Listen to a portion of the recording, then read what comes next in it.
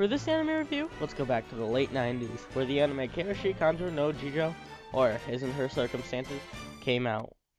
And just as a side note, remember, of course there will be spoilers.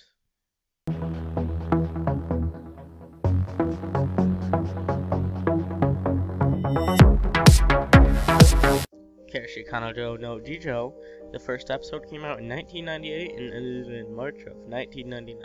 In my anime list, at least considered it's a comedy, drama, romance, school, shoujo, and slice of life.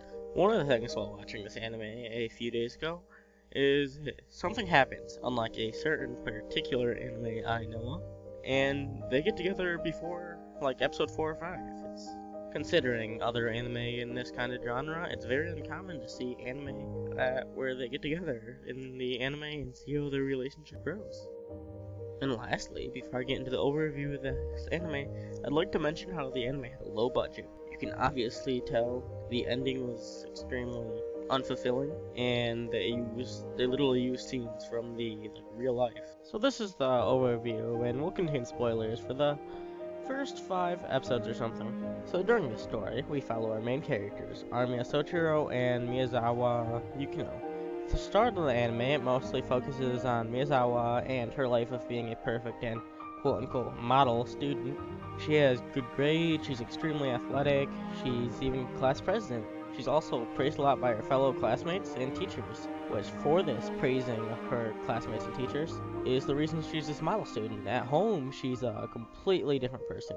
Her thoughts are a lot negative, like during school, she basically acts like what you wouldn't expect of this model student of ours. And then we have our other main character, Armiya. He's a lot like Miyazawa in many ways. He's another quote-unquote perfect and model student, but he's top of the class, he's on the kendo team, and there's many other great things about him. His family's rich, they own a hospital, and like Miyazawa, he has a different personality to him.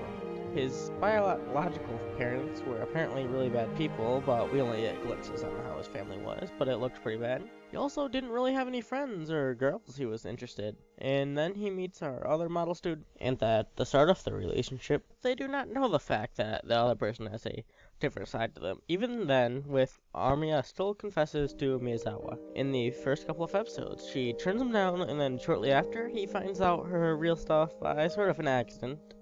And then Armiya uses this to blackmail her into doing stuff for him, like doing work while he's at kendo or something. But unlike a lot of other main characters where they truly are bad and evil, he states he was doing it to get to talk to her. She ends up crying until he stops and agrees not to tell anyone else. Then they end up becoming friends and going out. Then we see their lives unfold there, and this is about the first 5 episodes of the series. For being an anime that came out in the late 90s, it's obviously going to have quite a few cons. But they do have a great amount of pros. Like, one of the things I really loved about this show that stands out from other shows in this genre is the relationship shows early, as I've mentioned earlier. They get together episode like 4 or 5, and we're not waiting a long 26 episodes for them to get together. And along this point, we don't have an annoying, what I like to call, Bermuda Triangle. We don't have this guy, and girl, or this girl, and this guy. We show the relationship, and they may have, like, some other things that aren't really... they have problems, too. It's not like it's just a straight-through relationship. They have problems in the relationship. But it's also not a problem with, like, Bermuda Triangle of the relationship. One of the things that also really showed out to me, and just made me love the show and give me a mini depression, is the character development for Miyazawa. It's fantastic. She starts off as this character who's a model student, but, like, really isn't inside the true model student everyone thinks she is, to a just more of a normal high school girl with completely fallen in love. She shows it, they kiss often. It's not like she's embarrassed at first, and then she more eases into it. She obviously still gets embarrassed, but it's not as bad like later on. And it's just a really great, enjoyable show that has so much character development with her. There is other pros in this anime that I really like, but one of the last things I want to touch on is Miyazawa is cute as hell in this anime. She is so cute. Her chibi form is especially cute. Oh my god, I just love it. It's one of my favorite things about this anime. just so cute, and I'd love, that's why one of the reasons I just want so much more of it. But it does get a little excessive in her chibi form later on, but it's still pretty enjoyable throughout. This anime does have a good amount of cons, and one of the things that made this anime have so many cons is its major con, which is the budget though. This budget, you can obviously tell it was really low. They used scenes from like real life for a couple backgrounds, and episode 17 was a huge offender with this.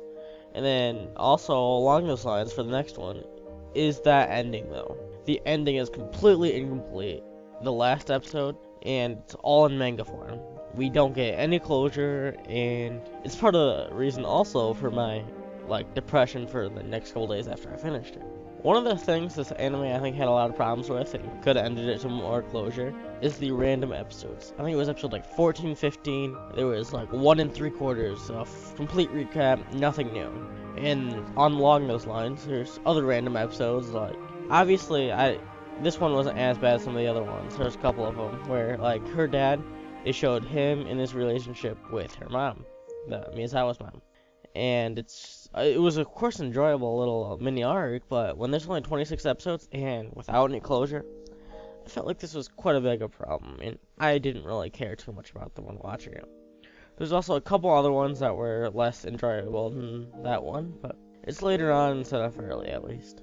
The development from episode about 1 to 13 or 14 from Miyazawa and Armiya is fantastic. It sets up a lot of things that can happen, and it really made me want to read the manga after I finished, because it doesn't really go much more of the development after 15 or so. It shows them, it shows so many cute moments between them, but we don't really get anything else from it.